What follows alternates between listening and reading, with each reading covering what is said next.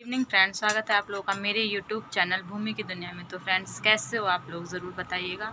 और मैं भी बहुत अच्छी हूँ। तो फ्रेंड्स, आज मैं वीडियो लेके आई हूँ कि मुझे बहुत सारे कमेंट आ रहे थे कि आप बताइए कि आपकी डेली की इनकम कितनी है या मंथली कितनी है, तो वो बताइए। तो इसी के ऊपर मैं ये वीडियो लेके आई हूँ। तो मैं आज बताऊँगी कि मेरी डेली या मंथली कितनी मैं सेल करती हूँ, कितने कमाती हूँ। तो चलिए वीडियो शुरू करते हैं। तो फ्रेंड्स, जैसा कि मैंने बताया था आप लोगों को कि मेरी न्यू शॉप है अभी।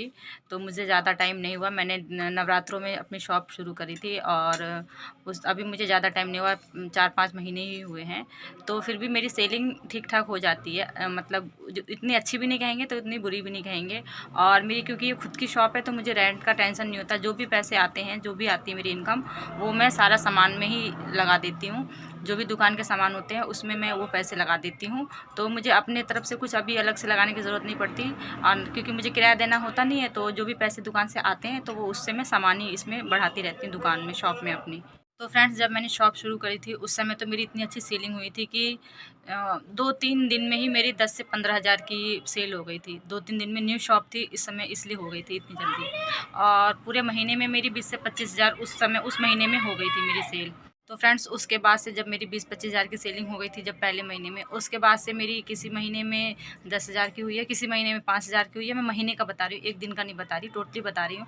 क्योंकि मैंने अपनी डायरी में पूरा लिख रखा है कि मेरी एक दिन की कितनी होती है, किसी दिन होती है, किसी दिन नहीं भी होती है, क्योंकि न्यू शॉप है मेरी और थोड़े लोगों को पता भी नहीं थी।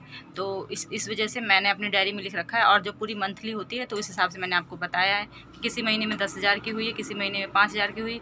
तो मुझे इसमें रेंट नहीं निकालना पड़ता है, तो जो भी पैसे होते हैं वो मैं शॉप में ही लगा देती हूँ। अगर आप लोगों को रेंट देना है और उसके लिए पैसे निकालने हैं, तो मैंने आप लोगों को अपनी पहली वीडियो में बताया था कि पहले 6 महीने का रेंट आप अपने पास लेके चलिए, ताकि क्योंकि 6 महीने तक पता दुकान चलती नहीं चलती है।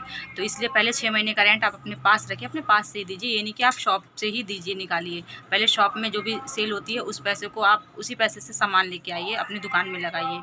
फ्रेंड्स, मैं ये बताना चाहूँगी कि मेरी सेल किसी दिन 200 की होती है, किसी दिन 500 की हो जाती है और किसी दिन नहीं भी होती है। तो इसलिए मैंने टोटली बताया आप लोगों को, और अभी भी ऐसा ही होता है।